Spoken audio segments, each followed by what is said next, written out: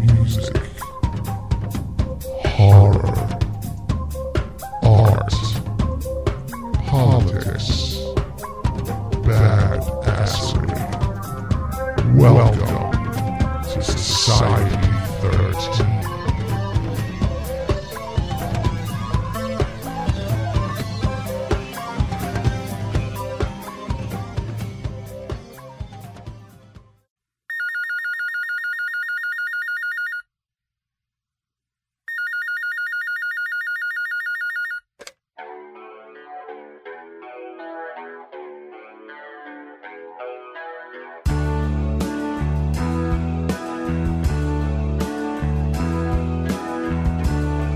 Welcome to Prog-Watch, with your one and only host who is the most, Prog-Watch.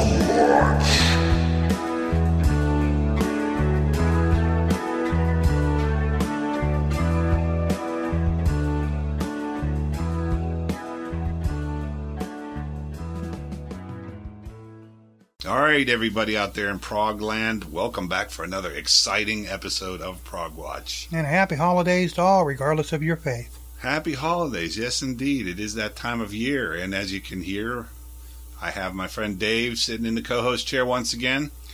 I am such a permanent member and fixture of this studio of yours. Again, I don't even leave, folks. He just brings me up food every once in a while, and I use the bathroom right next door. That's the story that he's sticking to.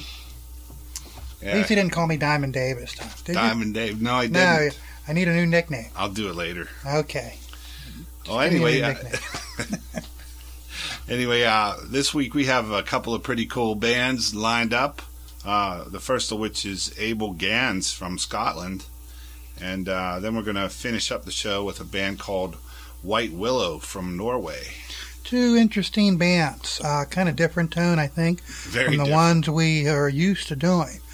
Abel Ganz, the first albums we're going to be looking at are from like the early mid-'80s. And in my notes, I wrote that took a lot of guts for them to put out this kind of music in an era when punk was flourishing. And unless you were a name band back then, to just go into the open market of punk doing prog, really got to tip your hat for the bravado these guys had. Oh, sure. But they were in the same era as some of these other bands. They came out around the same time as Marillion and IQ and some of these other guys.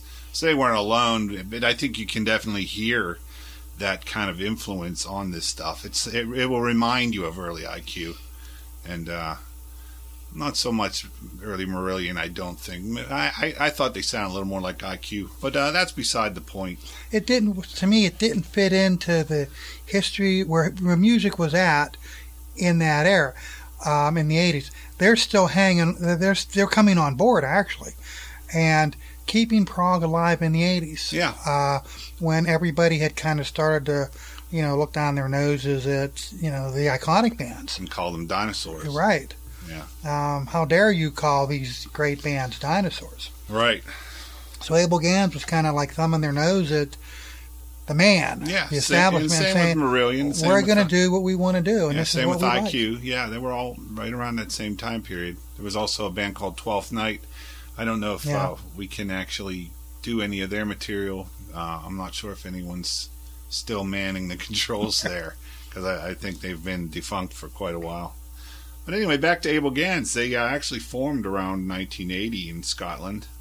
And a name that you've heard here on this show frequently, Hugh Montgomery, at least lately, you've heard it frequently. Hugh Montgomery was a keyboard player, and he got together with a fellow named Hugh Carter and formed a band. They had another fellow named Malky McNiven on guitars and Ken Weir on drums. And initially they didn't even have a vocalist, which was kind of interesting. And they were actually out playing live on the circuit, and people were coming to check them out as an instrumental act. And I think you can hear that on some of their earlier stuff here, that it is mostly instrumental. Yeah, you hear the music. The music is at the forefront. It's the forefront, yeah, for sure. But Dave had some interesting material, I thought, too. Yeah, I was just, while looking them up like we always do, I found on Wikipedia, actually, that there actually was a French filmmaker named Abel Ganz, and he spelled his name differently. Spelled his last name Gance, whereas the band we're talking about have theirs Ganz. And apparently the French filmmaker was a big pioneer. I mean, he was back doing silent films when they were still, when the industry was just getting up and moving. Director, writer, producer, and I tried to find a link tone if these guys named the band after him, where the band name came from, and I couldn't find a link anywhere. All I saw was, here's Abel Ganz. Let's go up on Wikipedia and check them out and check out their discography, and this French filmmaker comes up. Okay, that's kind of random, but I'm sure probably someone in the band was a fan or something. There has to be a link to have something that close. Yeah, and it's like not exactly like run of the mill Abel Ganz. Right. It's not, Right. I was wondering what the heck it did mean myself. My money's on the French film director, and if I'm wrong, I don't have money to lose anyway. So good luck in trying to collect. But anyway, I mentioned Hugh Montgomery on keyboards. Actually, I've been in touch with him lately. He's the fellow that I've been telling you that I've been emailing with him. He's in a new project now with a lot of the guys from Comedy of Errors, who we did a few episodes back. Great band. Great band, Scottish band there. And I have actually gotten a promo version of the album. It's not going to be released till January. He's just gushing with pride. I am gushing. Just the smile on his face is from ear to ear. Yeah, I got to hear it before most everybody else, except for like the band, and that's pretty exciting. But we're going to be featuring some of that in January, and but yeah, Hugh Montgomery. There's the connection there. He was one of the founding members of Abel Ganz here, and I guess we're going to move along here and play a tune. But I should mention that. On these first couple, at least the first album, they had a vocalist named Andy Reid, and he actually got poached by the band Palace after their first album. Palace enticed him to come over to their side, and they had a lineup change there. But we're going to go ahead and we're going to play a cut off the first album. No, actually, we're not. I was going to say it's the second album. Yeah, this is the second album, actually. We can talk about the first album in a minute or two, some things I'd like to say about it, but we're going to move into the second album first, and we're going to do a tune that Tone and I both have stars next to. Yeah, this is from the second album called Gullible's Travels, and it was released in 1985, and the name of the song is The Unholy War.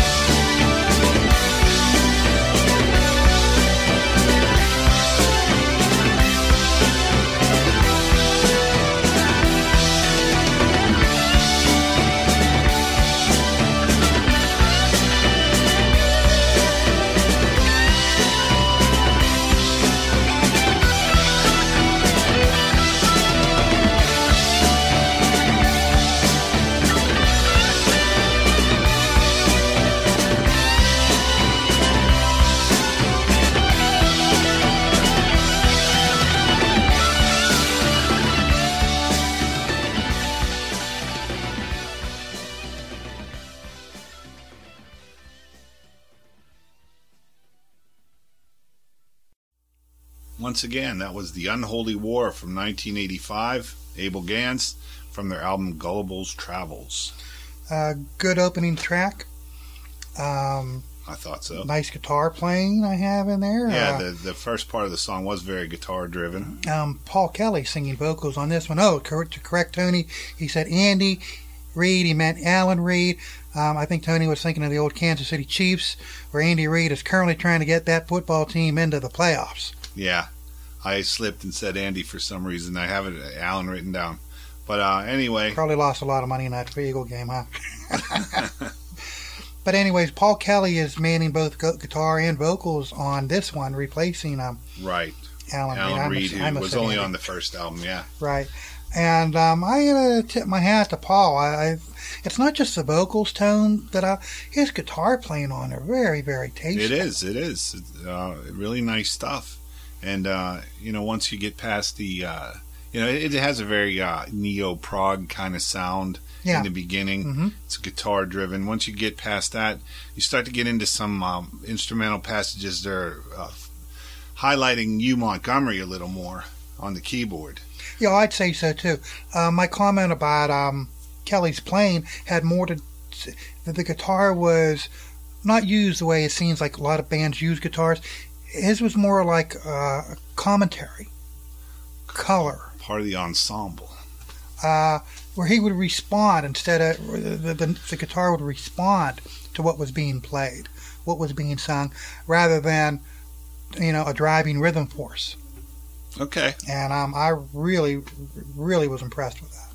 Yeah, I liked his playing too. And in this song, it like we said initially, these guys are a lot about the instrumental. You don't even get any vocals till about 2/3 of the way through. About almost 3 minutes in before Kelly starts singing his lungs out there. It settles into that kind of bolero-ish sounding part there. It's a nice song, good up-tempo song. Again, like I said, I got a star next to this. I'm on the same page as Tone with this one. And I might also mention that at this point in the band's career, a fellow named Gordon Mackey was playing bass. And I did hear a few interesting little runs. It wasn't Chris Squire or anything, but it did jump out every once in a while. Yeah, they had lineup changes, Tom, from the first album to the second. A lot of lineup changes. It's remarkable they were able to maintain some semblance of an identity with the sound through that many changes. Yeah, I think it comes down to probably that Hugh Montgomery was writing a lot of the music. Yeah, you get a mainstay like that, yeah. Yeah. But anyway, I guess we're going to move on. We're going to before we move on, okay. I have a star next to the last song on this album. I had to bring it up. It is so unlike them. If we had time, I'd push to do it. It's called Dream Away. It has a jazzy type feel to it that is not like anything else on this album, Tone, or the first one. And yet, at 7 minutes plus, it's a really great song. Yeah. Again, as you sometimes would say, not really indicative of what you're going to get from But the if band. you go back and listen to earlier shows, Tony was always playing songs that were not indicative of the band. Not always once. So the Cockroach King. All right. There were other ones. I'd have to go through my notes to see. But this was a good song regardless. Yeah. It was nice to see them do this to the point that I wouldn't mind hearing other types of songs like this from them. Okay. Just me. And of course, that was in 1985, so what do we got? 95? That's almost 30 years ago. Yeah. 29 years ago. So for me to say I'd like to hear more like this, wow, that ship sailed eons ago. Yeah, pretty much. Okay, back to our regularly scheduled comments from Tony. We're going to move on at this point. And we're going to go to the next album, which was called The Dangers of Strangers from 1988. And we're playing the title track, The Dangers of Strangers Parts 1 and 2.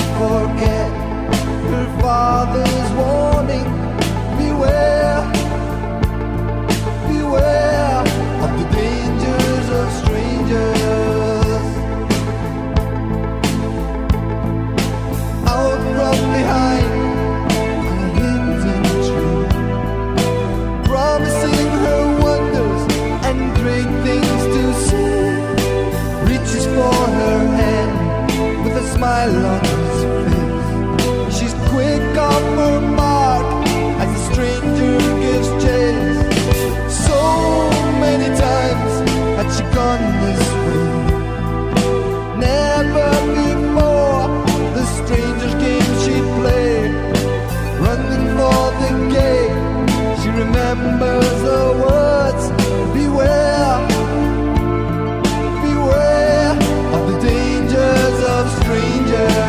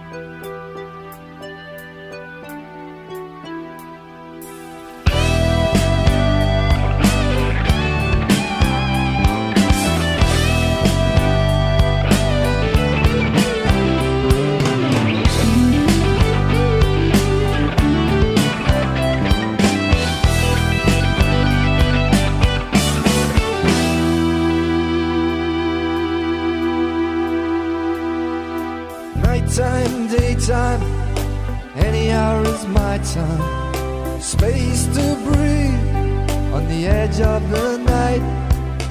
There on the park seat, looking for the easy meat. Can't seem to say if it's wrong or right.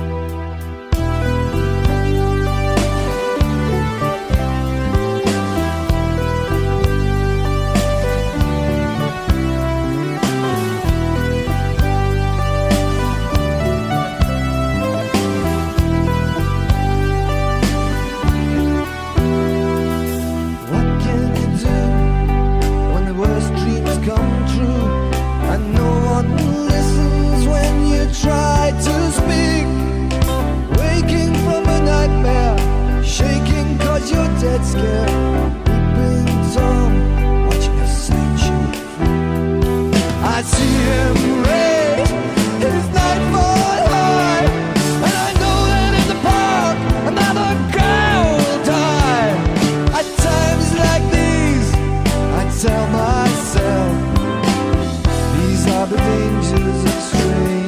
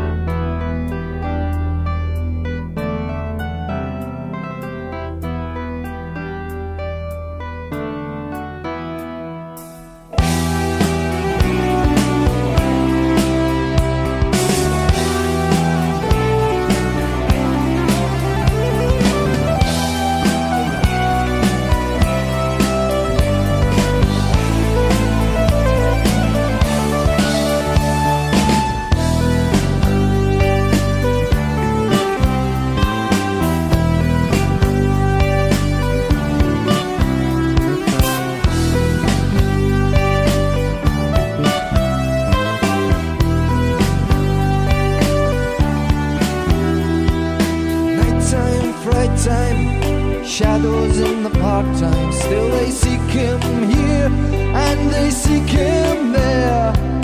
Boy and man, he never gave a damn, sought no favors from a helping hand. And now in my dreams, I see him there, night light shining and the lamplights glare. At times like these, I tell myself, these are the dangers, these are the dangers, these are the dangers of strangers.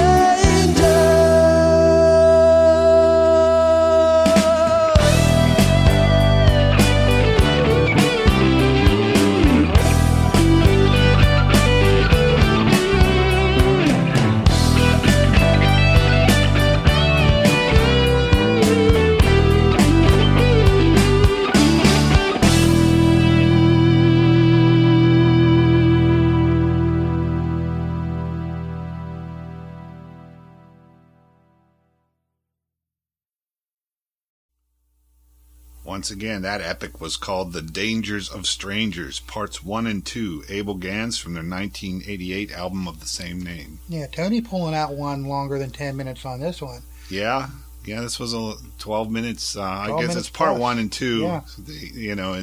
But it's like a seamless transition. Yeah, they in there, ran more together. Or less. Yeah. But very dark subject matter, really. It's pretty much about an ill-fated encounter with a young lady walking through a dark, deserted park, and some fellow with a knife, I guess, the lyrics we're referring to. And the second part of it, I had a hard time figuring out whether the guy who was telling the story was more or less seeing himself performing these acts as like a split personality, or whether he was just watching from the bushes or something. It was kind of strange. It if you give it a thorough listen, it's a little ambiguous about what exactly is going on, but it doesn't end well, I don't think, for the girl, no matter how you stack it up.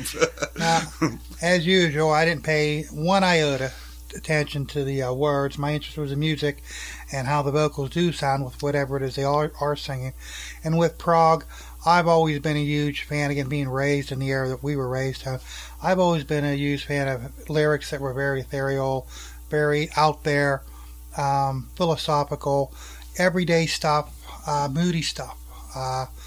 Never really paid too much attention to it, which reminds me of that great story when I listened to Guns N' Roses, Pretty Tied Up, and it's a great song. It's from Use Your Illusion too, and my wife Susan started to hit me, and she says, "Do you know what this song is about?" And it's a great song. She said, "Listen to the words. I can't believe you like this song." Boy, I'm telling you, such hostility. Vitriol.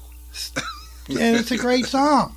You rockers out there will vouch for that. Okay. I never could stomach Guns N' Roses, Dave. That's one place where we digress. Yeah, 1 and 2 are really good. And the opening, of course, Welcome to the Jungle, the epitome. Sorry, if heavy metal rock. If it has Axl Rose on it, I don't dig it. Never could get into it. See, I don't look at Axl. I look at Slash. But that doesn't even matter. Well, there you go. You're just saying how you don't really pay attention to the lyrics. Well, for me, a vocalist can make or break a band. I mean, I can love a band's music, but if I don't like that vocalist, I'll never really get into them. I agree totally with that. It was the words that I was talking about. Never really paid much attention to the words. Axl don't bother me as much as other people. And speaking of vocals, Alan Reed returns for this album. Yeah, they did have a number of guests. I guess that Malky McNiven came back too. He had split for the second album. Yeah, I got it on a guitar. Paul Kelly stayed around to add some guitar chops to that. Yeah, and he sang part of this song too. Yeah, but Reed sang the other part. So it was kind of interesting, hodgepodge here. But another, it was very keyboard oriented in the beginning, and then you get some nice guitar passages, and then there was like the frenzied keyboard thing that more or less led you into the segue into the second part. It changed up the tempo there, and more or less had like a lot of interspersed, he'd sing a verse, and then there was like a little bit of a keyboard excursion, and then another verse or whatever. But yeah, a nice piece of prog, I think. 12 minutes and some odd seconds. Yeah, it was a long one. Yeah. But interesting, if somewhat dark subject matter, and a lot of good playing. You could pretty much say that too about the rest of the album too. The song immediately after that, Rain Again, is also a two-parter. I have a big star next to that. That actually was my favorite. Yeah, that was a good track. It's speaking of length, it's kind of funny we're talking about the song being 12 plus minutes long. I was surprised that most of these, and of course maybe not considering the era in the 80s, most of these albums are like 45 minutes long. And most of the stuff I'm listening to today has like 60 minutes. But then, like I say, back in the 80s, you didn't have CDs yet. You were still doing albums. 45 minutes was a good album length. Yeah, it was. And I think we've talked about this before, how, more is not always necessarily better, I don't think, Which is why, you get like, bands releasing EPs today. Yeah. With Haken, what we did last week, that 3-song EP was still about what? Almost 30 minutes at least. At least. Yeah. The last song itself was like 15 to 18 minutes. Okay, long. So it was about 30 minutes. Yeah, because I think the other two were like 7 and 8 roughly, somewhere here. And Yes is Close to the Edge only came in at like 37, 38 minutes total for the entire album. Right. That would be an EP today. Amazing what you can do with technology and how much data you can cram on a disc. But like I said, sometimes, I don't know. Yeah, I've heard albums where they had 70 minutes, but they probably should have stopped after 35 because a lot of it just seemed like filler. I mean, I have heard albums like that. I agree. We won't name names, but I do agree. Yeah. And these are just the first 3 albums that we covered. Actually, since we didn't play anything from the first one, they do have a couple more albums out. There was a resurgence. We're going to get to that, but that's what I was leading into. Yeah, I wanted to get this show here. I wanted to do some Abel Ganz as a lead-in when we do that grand tour stuff next month with Hugh Montgomery and the guys from Comedy of Errors. Yeah. I wanted to lay a little groundwork here, for Hugh Montgomery. We try to be thorough. So when we do a band, we do a band. So yeah, I mean, you got to see, Joe Kearney and Mark Spalding, in Comedy of Errors. Well, these guys are also in this grand tour. but they're here now in Grand Tour with Hugh Montgomery. Now you get a little bit of a taste of where Hugh Montgomery's coming from. And next month we're going to let you see what they're doing today. Right, and that's where I was going with that. Even though this is early 80s, mid-80s stuff, and the band actually kind of, I guess you could say they quit. They broke up, got back together again, and they actually have done 2 albums, I believe. Yeah. Since that reunion. And, yeah, we're going to definitely be getting back into them. We're going to definitely, yeah, sometime in the next couple weeks to the month. But for right now, we're going to change gears here, as we always do these days, and we're giving you 2 bands per show. We're going to start talking about a Norwegian band called White Willow. This is going to be something different for you guys. Folk prog is the term I saw that describes them. And influences by early Genesis and King Crimson. I could hear King Crimson on one of the tracks that we're going to play here. I definitely have that written down. You can hear that folksy prog type. First 2 King guitar, Crimson albums in specific, not later, not later stuff. No, it's like the first 2. The stuff that Greg Lake was on. Yeah, exactly. It had that kind of folkier edge and a lot of woodwinds and things like that. Yeah, and real instruments tone. Yeah, real violins. Yeah, real that's. I mean, real. No keyboards filling in for flutes. They actually have a flute player. Although it was interesting, in the one song, there was a section where I know it was the mellotron flute, and then at other places it was a real flute doing a duet with a violin. So they mix up a lot of different sounds, some natural and some keyboard oriented. But it's an interesting band, I think. An interesting sound. Yeah, different. Very different. What we've done since we've been on the air back in May or June. I'll give you a quick little rundown. This band was actually formed by the guitarist and main male vocalist, probably Jakob Holm Lupo. Jakob. I'm figuring if he's Norwegian, the J probably sounds like a Y. But, yeah. We also had Jan Tarik Rahman on keyboards, bass guitars, and wind instruments. Auden Kjus on wind instruments and vocals. Sarah Trondle was the female vocalist. Eldred Johansson, vocals. Alexander Engebretsen, 5-string bass. And Tyrell Mohn, M-O-H-N, on violin and classical guitar. As we've said here and there when we've talked about some of these Scandinavian bands, there's a bit of a dark melancholy that kind of runs through this stuff. You know?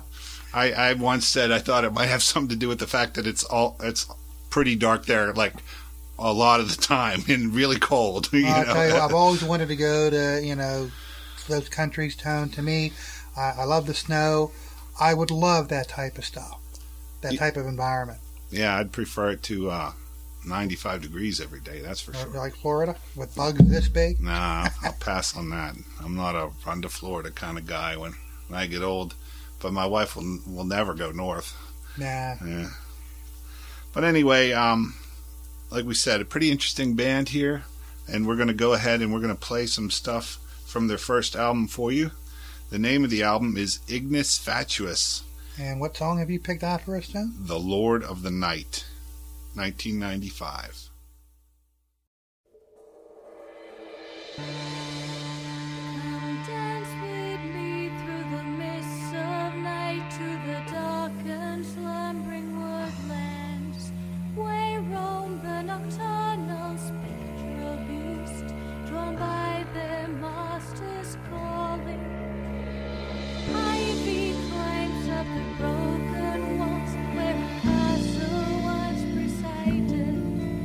The gleam of the stars through velvet sky.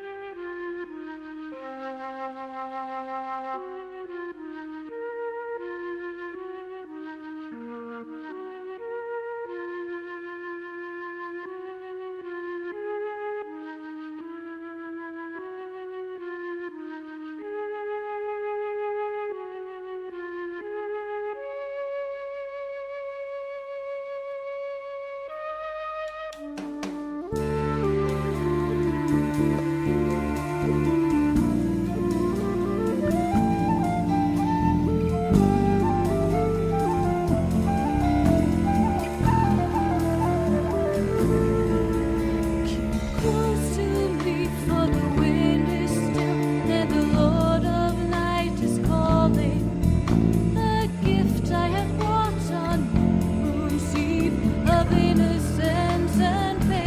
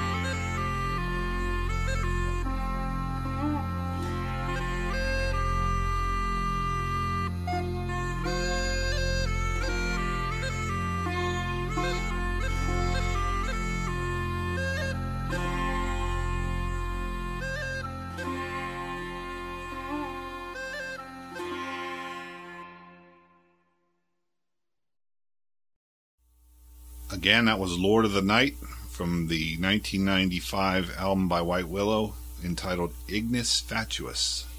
Real good song. Both prog type opening. Couple minutes in, it picks up. And even at the end, you hear an instrument that I would always love to learn to play, the sitar. Yeah. Just brilliant. Like I said, I got stars next to the first 3 songs actually on here. Yeah, it's definitely good stuff. It's low key, it's not, You know what it reminded me of, Tone? Listening to some of the artists from Windham Hill. If you're Alex DeGrassi, Michael Hedges, it reminded me of listening to some of the Windham Hill artists. Will Ackerman. Yeah. I wouldn't know if you would call that prog. I guess they called it new age, kind of. Yeah. It was definitely not mainstream, and definitely, a lot of it was very instrumental oriented and very virtuosic in nature. But where these guys, the difference between them and King Crimson, from what I heard, is they stay more into that soft, melancholy mood. Right. Whereas you get some explosive runs from King Crimson, in those early albums when this song, Lord of the Night. I mean, you had the nice female vocal from Sarah Trondle, a lot of violin and flute duet stuff going on, and then suddenly there's a synthesizer which stands out. It's like an interesting juxtaposition. There's all these like folky instruments, and then here's a synthesizer, and then there's that part where there's like a heavy overdriven organ. Yeah. And that definitely reminded me of something off the first King Crimson album. Again, the juxtaposition, the folky stuff, and then like something heavier, even though it wasn't heavy distorted guitars, that organ was pretty heavy in that part. The way the guitars are played throughout the whole album, not just strumming like regular acoustic guitars, individual notes. Yeah, picking. Patterns. Yeah, finger picking. Yeah. Both with classical and steel string. Yeah. And I'm glad you mentioned the singer, Sarah Trondle. Trondle, yeah, Trondle. This is the only album she does sing on. They do get another vocalist for the next, and she's still with them. But we've talked in the past, Tone, about an absence of women in prog. Yeah. And here's one that she's at the forefront. And not only that, the harmonizing she does with her male counterparts. Right. Beautiful stuff. Yeah, it definitely was. This is not prog in the traditional sense that I would say. You can definitely hear the Scandinavian influence. Yeah. And history on this. Like we always talk about the Euro folk. In the it's DNA. Prog folk right. is what it is. Exactly. I mean, I also, I talked about that synthesizer. Suddenly it was there, and it's like, wow, where'd that come from, almost kind of thing. And then at the end, there's almost like some kind of Celtic pipe going on at the end of this song. Yep. I didn't know if it was a Julian pipe or what exact type of pipe it is, but it's definitely one of those Scottish, Irish sounding instruments, Exactly. And I'm like, holy smoke, that was kind of off the wall too. Yeah, that's when the sitar was playing, and of course the sitar pulled me in. But yeah, I have that in my notes as well too, and that's what impresses me about the band. I mean, even when you look at the credits, and even on the later albums, you get people on recorders. Yeah. They even have one of the songs on the other album, a woman who just does the spoken word at the conclusion of a song. Really, really beautiful stuff, and totally different from anything I've done in the couple months I've been co-hosting. Sure, yeah. This is definitely changing gears for us here. But I did have one other interesting tidbit on this before we roll on to the next album. Sure. The name, Ignis Fatuus. I'm like, that has to mean something. I looked it up, and it can mean like swamp lights that are caused by phosphorescent gases or whatever that are coming up out of the swamp, which sometimes they credit UFO sightings on swamp gas, swamp lights. Or a secondary meaning is like a delusion, something that's a false illusion kind of thing. Yeah, which is probably why people would mistake them for unidentified flying objects. Yeah. It's the whole album is like that. It's even, and there are shorter songs on here, beautiful short songs. I'm always critical of a song, 3 or 4 minutes long. They got songs on here that are 2 minutes long, and they're beautiful songs. Yeah. And the musical themes are explored, I think. They don't need to go any longer than the 2.5 minutes. It's rare coming from me, dude. Yeah, this is rare. But we're going to go ahead and move on to the next album now, I think. The title of that album was Ex Tenebris, and it's from 1998. And I looked up those words, too, for the meaning, and it basically means out of darkness. So anyway, we're going to play a song called The Book of Love from that album by White Willow.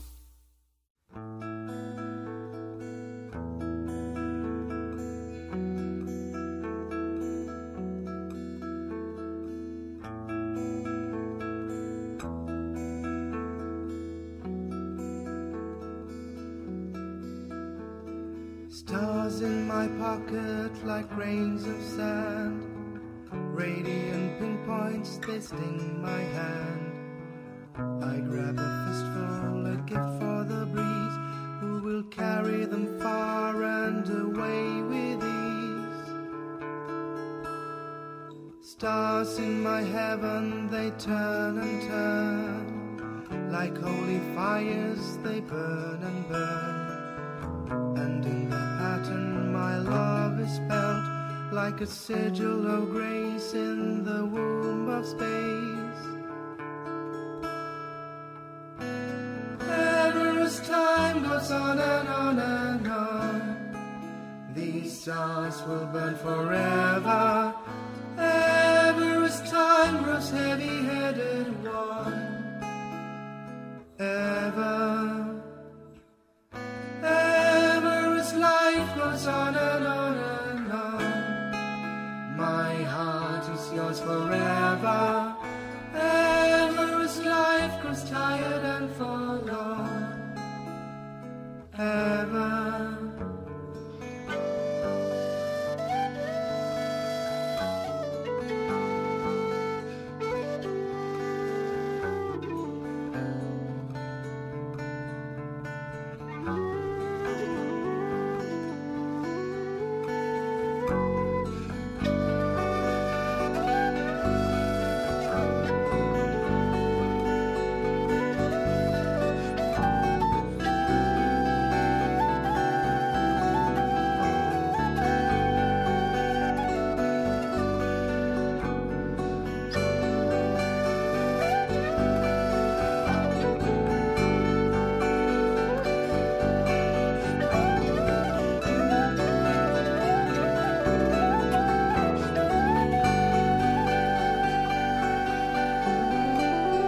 Stars in my pocket like grains of sand, radiant pinpoints, they sting my hand. I grab a fistful, a gift for the breeze, who will carry them far and away with ease. Stars in my heaven, they turn and turn, like holy fires, they burn and burn. Pattern my love is felt, like a sigil of grace in the womb of space. Ever as time goes on and on and on, these stars will burn forever. Ever as time grows heavy-headed one, ever.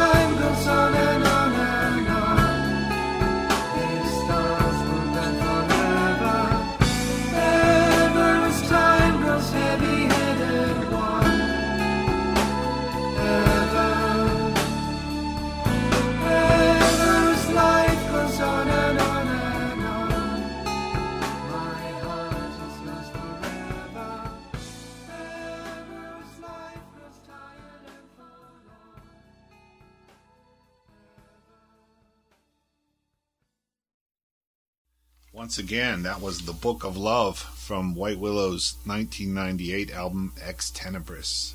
Track 2, Tone, about 5 minutes long. Yeah, short again. Yeah. You can still see they're carrying over a lot of the musical themes from the first album. Right. And again, this track reminded me again of one of the first couple King Crimson albums. Yeah. Again, the first 2 albums in particular, I know we're not going to do anything from the third one, but the first 2 albums in particular did remind me of those early albums, just like you're talking about. Yeah. On this album, we do have a different singer, still a young lady, however, Sylvie Erickson, and in the reviews that I read, most people consider her to be the voice of the band of Prog. It's really, again, rare that you find a woman that'll do that. Mm-hmm. I even have in my notes that those of you out there who are fans of Enya might hear some of that influence. I didn't see anything credited, but my wife Susan, being a big Enya fan, I'm real familiar with her work. There were parts throughout here that I could almost hear that this would be right at home on an Enya CD. Okay, I didn't really think of it in those terms, but next time I listen, I will. Are you familiar with Enya, Tom? Oh, I am, very much so, yeah. I'd be surprised if you weren't. An encyclopedia of music. And that's why you guys got to keep tuning in. Oh, come on, I'm blushing. Yeah, he is, actually. He is. It on the He's podcast. got all that facial hair. Speaking of which, I saw that Facebook post by your sister about a Sasquatch sitting. Yeah. And for those of you at home, again, go check us out on Facebook. Like us on Facebook. Check out the Big Squatch on Facebook. Follow the Prog Squatch. But anyways, yeah, I heard elements of Enya throughout this. The song itself, I really enjoyed. It even to me had a little bit of a flavor of almost like a commercial type song. Yeah, I mean, there was some catchiness to it, I guess. But this album, I thought also, one thing I wanted to mention, I think it was a little more sparse than the first album. It seems some of the arrangements were a little more stripped down. Like I this can see song, that. This song definitely, it's all, the first part of it is mainly just that picking guitar and You're the right. voice. Yeah, I didn't think about and that, but you're right. it's very, toned down. And then some instruments are added as we go along. We got a bass and then like some types of flutes or recorders, maybe they were. But it builds, and then finally in the end, you bring in some drums and some mellotron on the refrains as they're like fading out. It started very sparse and then built, to like a crescendo. A lot of the songs are kind of like that. This song I even have in my notes, The Book of Love. Even in some of the softer moments in the song, Alan Parsons jumped out at me. When Parsons has done some of the softer stuff, it jumped out at me. Maybe you didn't hear it. It was just mindlessly doodling when I was listening to the song, but that's what jumped out at me as well too. But to go back to your point, Tony, about it being sparse, that does help some of those softer instruments stand out though. Oh, for sure. They don't get drowned in Right. the sea of noise. Right. But again, I think this is a very interesting band that I want to come back to. It's a very ensemble kind of approach. Yeah. It's a big band. There's a lot of members, and there's a lot of interesting instruments going on. Carrying through these songs. Many of them very folky. But then you have like kind of those other elements of prog that we love, like the mellotron and some heavy organ and things thrown in there, some synthesizers here and there, but it is very folk based. It's a different band than what you might consider progressive. The elements are there, as Tony just mentioned. You fans of King Crimson, the early King Crimson, are going to love this. But it is. When I first heard these guys, I thought, wow, this is coming from nowhere we've been yet. Yep. And that's all I have to say about that. Yeah. I can say yep. Until the next album, which I got my notes and reviews already for that, but we're going to save them for another day too. I got all kinds of stuff. And Hopefully we're going to get to it. Once we become famous, I will offer to sell my notes to the highest bidder. Maybe I can get $10 for them. What do you think, Tom? I don't know. You can read my scribble? They're priceless, Dave. For all the work you do and the amount of information you dig up and your insights. They are priceless. But I'm a cheesy guy. I take some cash for them. Okay. I have a photographic memory, so it's all up here once I write it down.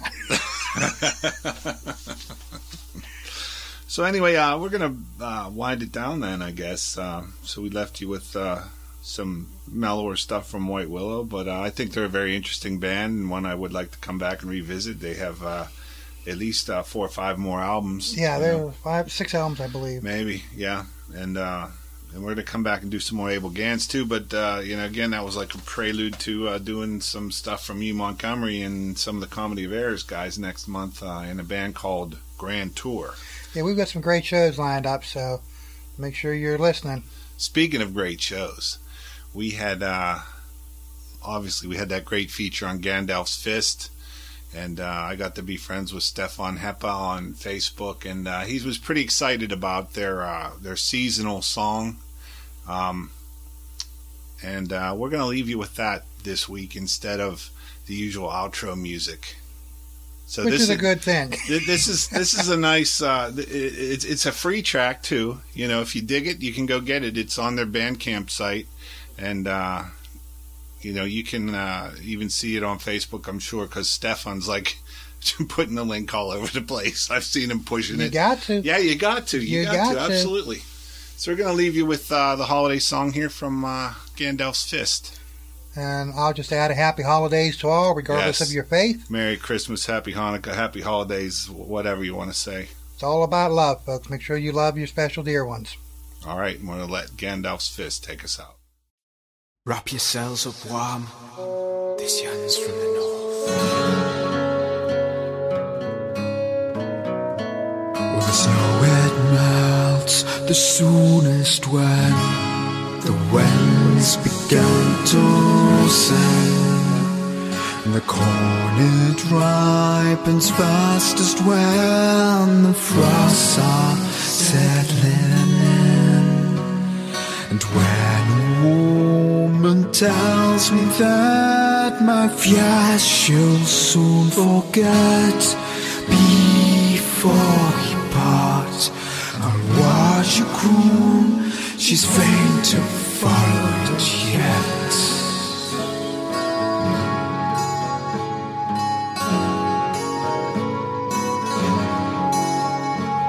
The snow it melts the soonest when the winds began to sing, and the swallow skims without a thought as long as it is spring.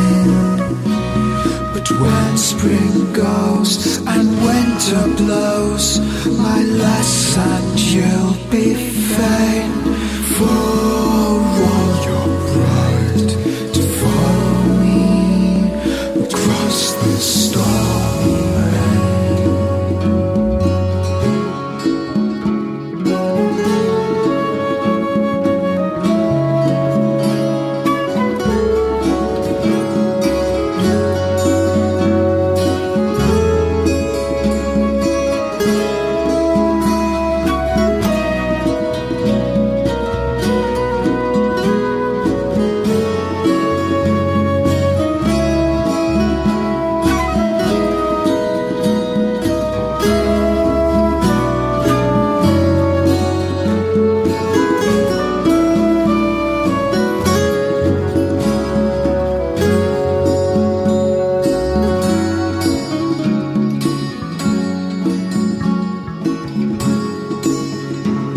The snow it melts the soonest when the winds began to sing, and the bee that flew when summer shined in winter cannot stay.